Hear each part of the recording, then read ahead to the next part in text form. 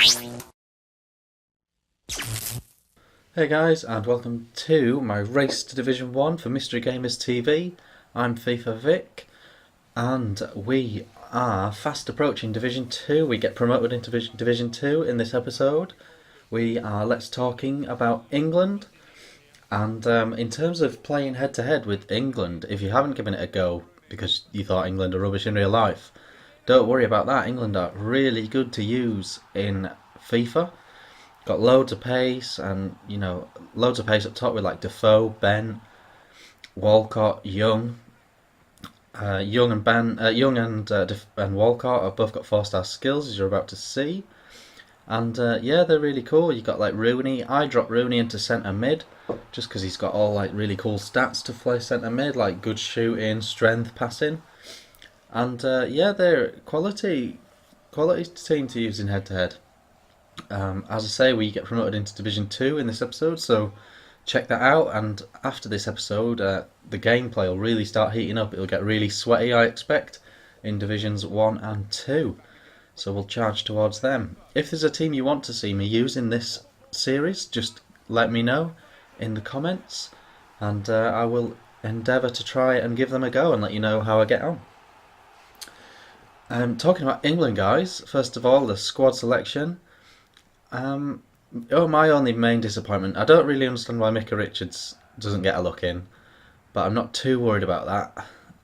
My main concern is Michael Carrick. A lot of people have said it, but for me, he is a player that we just have to take on international duty. I really don't understand it.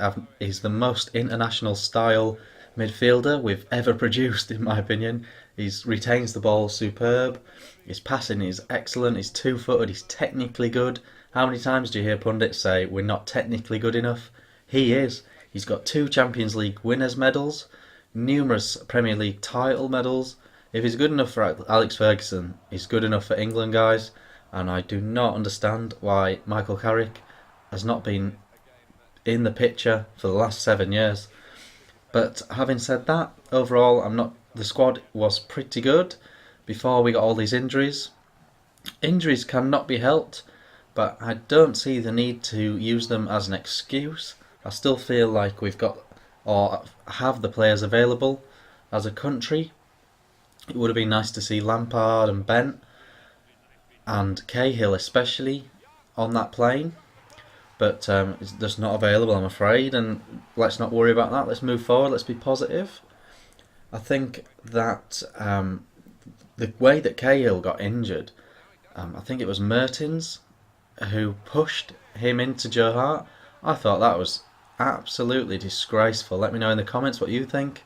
But I thought that was a disgraceful move by Mertens in a friendly match to try that.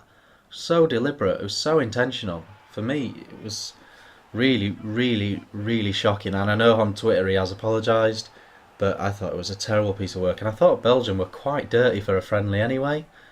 I thought England defended really well against Belgium, and I thought they went forward quite well against Poland. Was it Poland? It wasn't Poland, it was Norway. Against Norway as well. So, yeah, I think there's positives in those 2 friendlies. I think we are going to be harder to beat than normal with Roy Hodgson as manager. I think he's very organised. I have a slight worry about if we go behind in a game. So far we've only seen the rigid shape being used to keep us strong and secure and to protect leads and to keep us level. But I just wonder what he has told the players to do when we go a goal down. Obviously I'm not saying panic, but I do want to see us endeavour to get back into games when we're behind in matches, and I think we will be behind against France in the Euros. Obviously I don't know when this video is going out, but I think we've got a really tough Euro group. For a start, we've got France, who are on fire. They've won 21 games in a row as a country. They have some amazing players. Nasri, Benzema, Anelka's available, not used. They've got Clichy, Evra, so many players available. I think they've got issues at centre-back, and I'd like to see us have a good go at them. But they are a very strong team, and that's the first game, and it'd be a nightmare to lose the first game. because it means we really have to win the last two. And then the second game we've got Sweden, who we really struggle with. If you look at the records and the stats, we really struggle against Sweden, especially in competitive matches. For whatever reason, I'm not exactly sure. I think we are better than them, and we think we should win. But I do think that is also a very tough game. I think they're better than Belgium, who we only just beat. So I think that is a tough game. And finally, it's Ukraine in Ukraine, and that is not just simply because of that fact. It is not going to be an easy game.